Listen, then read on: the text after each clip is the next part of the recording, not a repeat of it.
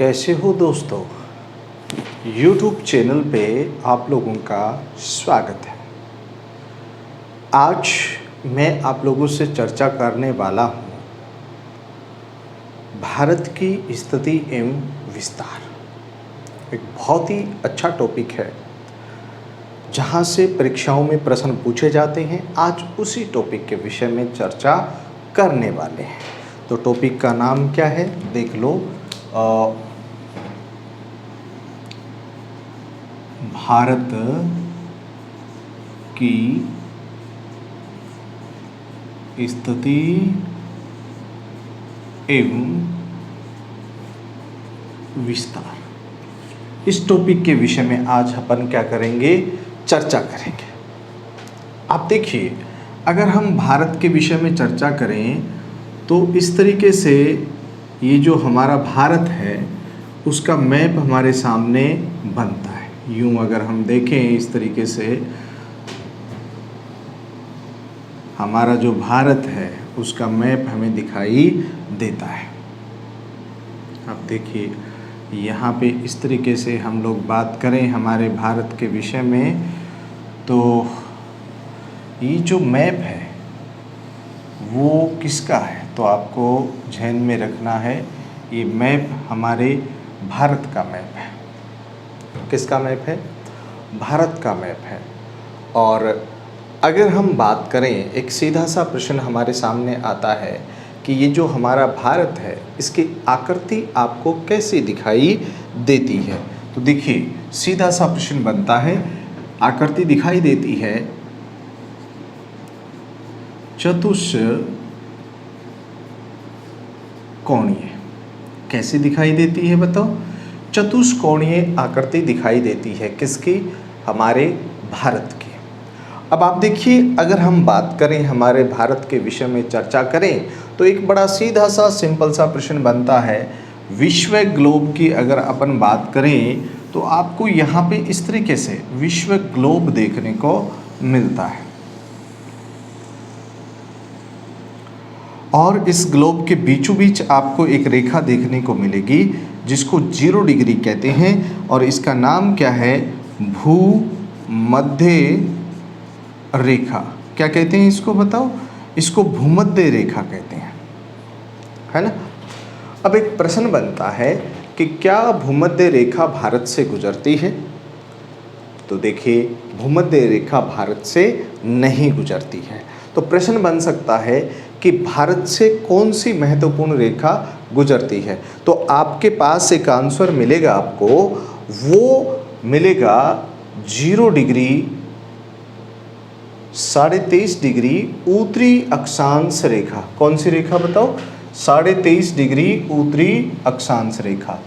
और ये जो 23.5 डिग्री उत्तरी अक्षांश रेखा है आपको बड़ा सीधा सा समझना है। इसी अक्षांश रेखा को कहते हैं कर्क रेखा। क्या कहते हैं? कर्क रेखा। अब आपके दिमाग में एक बात आनी चाहिए यहाँ पे, ये जो कर्क रेखा है ये भारत के मध्य से गुजरती है। तो एक बात तो बड़ी सीधी सी समझ में आ रही होगी कि हमारा भारत जो है वो भूमध्य रेखा के उत्तर में है। इसका मतलब इस 0 डिग्री भूमध्य रेखा का जो उत्तरी भाग है उसको क्या कहेंगे बताओ? उसको कहेंगे उत्तरी गोलार्ध। क्या कहेंगे बताओ? उत्तरी गोलार्ध कहेंगे, है ना। और इस रेखा के 0 डिग्री के दक्षिण वाला भाग है उसको क्या कहेंगे? उसको कहेंगे दक्षिणी गोलार्ध। क्या कहेंगे बताओ? दक्षिणी गोलार्ध हम लोग इसको कहेंगे। बड़ा सीधा सा प्रश्न आप लोगों से बनता है। अब एक प्रश्न तो आपने बिल्कुल हल कर लिया होगा यहाँ पे कि हमारा भारत जो है वो 0 डिग्री भूमध्य रेखा के उत्तर में है। इसका मतलब हमारा भारत जो है वो उत्तरी गोलार्ध में है। बताओ कौन से गोलार्ध में होगा? उत्तरी गोलार्ध में होगा। बड़ा सीधा सा सिंपल सा प्रश्न हमने यहाँ पे हल कर लिया। अगला एक प्रश्न आपको यहाँ पे हल करना है। देखो अगर हम बात करें इस तरीके से, उत्तर से दक्षिण की ओर एक रेखा अपने को देखने को मिलती है। इसका नाम भी क्या है?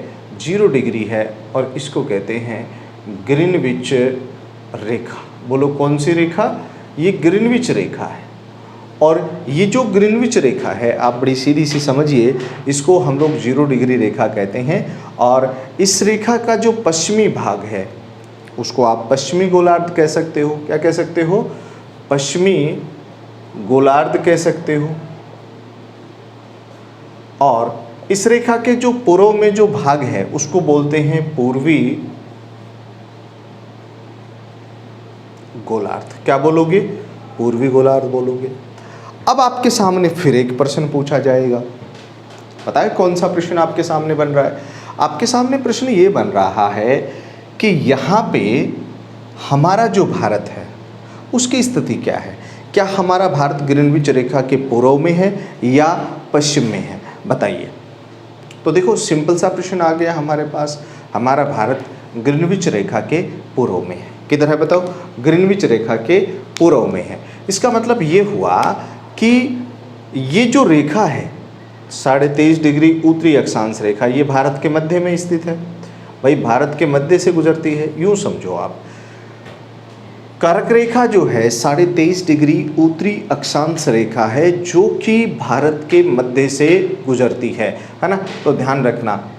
तो इस प्रकार अगर आप देखोगे तो हमारा भारत जो है उत्तर पूर्वी गोलार्ध में स्थित है। मतलब यूँ समझो आप, उत्तर और ये जो हमारा मध्य पूर्वी गोलार्ध है यहाँ पे जो है हमारा भारत स्थित है। तो एक सिंपल सी बात आपके लोगों के सामने आ जाएगी कि भारत जो है उत्तर पूर्वी गोलार्ध में स्थित है। तो ये प्रश्न भी हमने हल कर लिया। अब एक प्रश्न और बनेगा कि अगर आपसे प्रश्न किया जाए भारत कौन से महाद्वीप में स्थित है, तो देखिए एक सिंपल सा प्रश्न आप लोगों के सामने है। भारत जो है वो एशिया महाद्वीप में है। कौन से महाद्वीप में है? एशिया महाद्वीप में है ना? और कौन से एशिया में है? तो आपको कहना है भारत जो है वो दक्षिणी एशिया में पड़ता है। कौन से एशिया में पड़ता है? दक्षिणी एशिया में पड़ता है। पहली बात तो आज के समय अगर दक्षिणी एशिया के देशों की बात करें तो यहाँ पे एक तो कौन है? ये पाकिस्तान है। कौन है बताओ? एक तो पाकिस्तान है।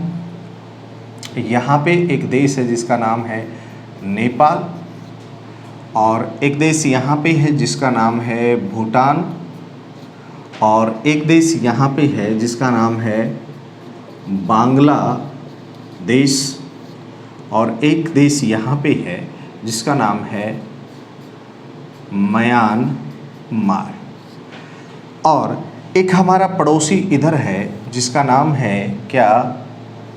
श्रीलंका कहते हैं इसको, और एक देश यहाँ पे है जिसका नाम है मालदीव। तो आप देखिए अगर इन सबको अपन मिला लेते हैं तो हमें ऐसा लगता है कि इसको हम लोग कह सकते हैं दक्षिणी एशिया। क्या कह सकते हैं? दक्षिणी एशिया। जबकि पाकिस्तान है, नेपाल है, बांग्लादेश है, म्यांमार है, इनको मिलाकर के एक भारत की स्थिति एक उपमहाद्वीप की तरह दिखाई देती है, जिसको हम लोग कह सकते हैं इंडियन सब कॉन्टिनेंट। क्या कह सकते हैं?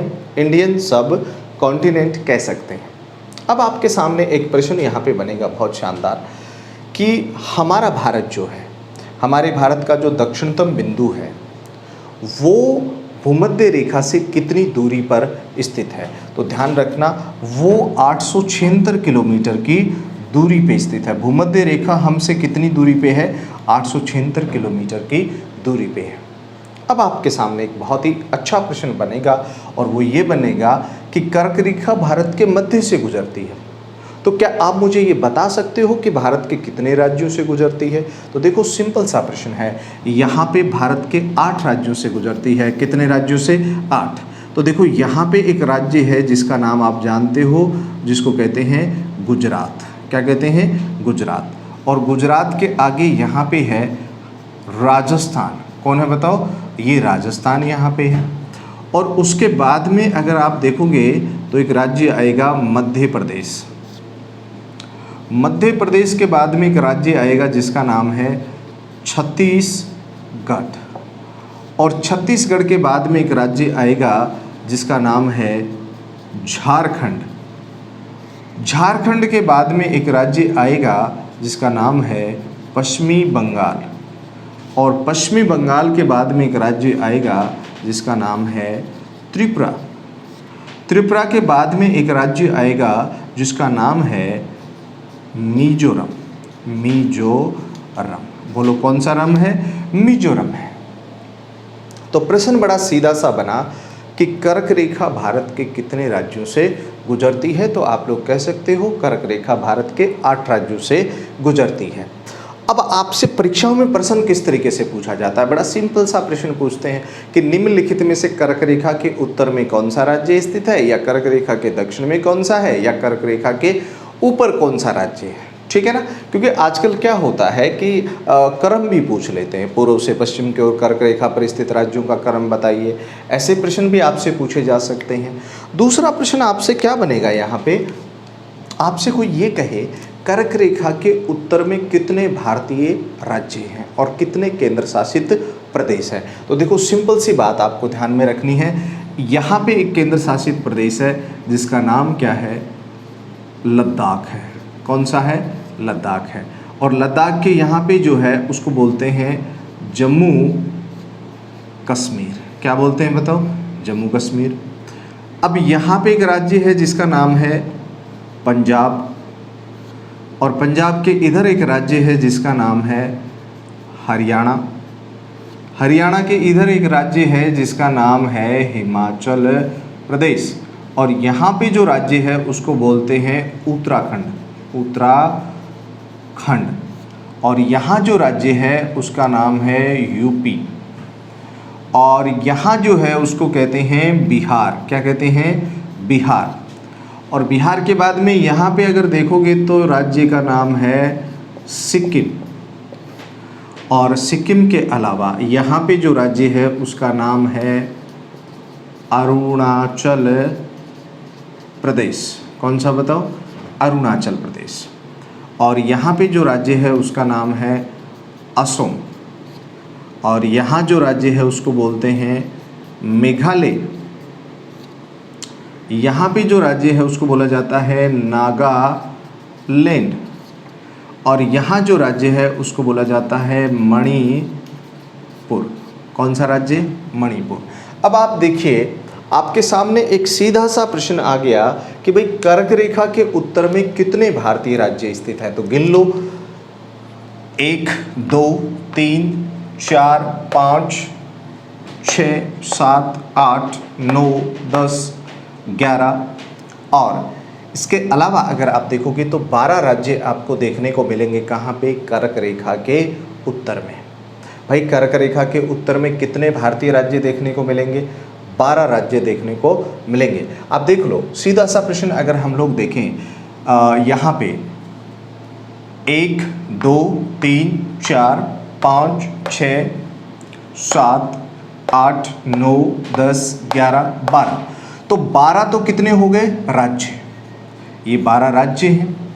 और केंद्र शासित प्रदेश अगर कर्क रेखा के उत्तर में बात करोगे ना तो 4 है। तो एक तो है लद्दाख, एक है जम्मू कश्मीर, एक है दिल्ली, और एक है चंडीगढ़। तो ये केंद्र शासित प्रदेश जो है वो कर्क रेखा के उत्तर में है। अब आपसे एक प्रश्न और पूछा जाएगा कि कर्क रेखा के दक्षिण में कितने भारतीय राज्य स्थित हैं? बता सकते हो कर्क रेखा के दक्षिण में कितने भारतीय राज्य हैं? तो देखो 12 और 8 20, 20 और 8 28, 8 राज्य हैं और 4 केंद्र शासित प्रदेश हैं। 8 राज्य देखो कौन कौन से हैं। यहाँ पे तो है महाराष्ट्र, यहाँ पे है गोवा,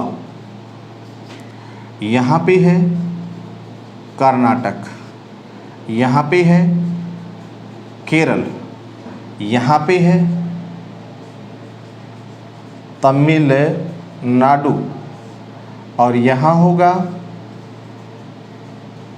आंध्र प्रदेश, और यहाँ होगा ओडिशा, और यहाँ होगा तेलंगाना। तो भाई कितने राज्य हैं कर्क रेखा के दक्षिण में? तो आप कह सकते हो 8 राज्य हैं। कितने राज्य हैं? 8। तो ये भी एक अच्छा प्रश्न आप लोगों को देखने को मिलेगा। दूसरा एक प्रश्न यहाँ पे ये बनेगा आप लोगों के सामने कि देखिए कर्क रेखा के सबसे निकट अगर राजधानी की बात करोगे तो आपको देखने को मिलेगी, एक तो भोपाल है, कौन सी, भोपाल उत्तर प्रदेश की राजधानी है, और एक मिजोरम की है जिसका नाम है आइजोल। ये नज़दीक है किसके, कर्क रेखा के। भाई भोपाल है, आइजोल है, रांची है, ये ऐसी कुछ राजधानियां हैं जो कि आपको कर्क रेखा के नज़दीक देखने को मिलती हैं। और एक और चीज़ ध्यान रखना, कर्क रेखा की सर्वाधिक लंबाई मध्य प्रदेश में है और सबसे कम लंबाई राजस्थान में, और राजस्थान के ये डूंगरपुर बांसवाड़ा से कर्क रेखा गुजरती है, जो कि आपको ध्यान में रखना चाहिए। अब एक और बहुत ही अच्छा प्रश्न बनेगा, और वो प्रश्न ये बनेगा, अगर आपसे कोई ये कह दे कि सूर्य की सीधी किरणें भारत के कितने राज्यों में गिरती हैं, तो हमेशा ध्यान रखना, सूर्य की सीधी किरणें भारत के 8 राज्य तो कर्क रेखा के दक्षिण में हैं और 8 कर्क रेखा पे हैं, तो 16 राज्यों में सूर्य की किरणें क्या पड़ती हैं, सीधी पड़ती हैं। और सबसे तिरछी अगर बोलोगे तो लेह लद्दाख और आपका जम्मू, हिमाचल, पंजाब, उत्तराखंड, इनमें जो है वो सबसे तिरछी गिरती हैं। तो आपको ये चीज़ भी क्या रखनी है, ध्यान रखना है, ठीक है। तो आज हमने थोड़ी सी बेसिक जानकारियाँ यहाँ पे ली हैं। अगली कक्षा में अपन लोग इसकी आगे चर्चा करेंगे। तब तक के लिए जय हिंद, जय भारत।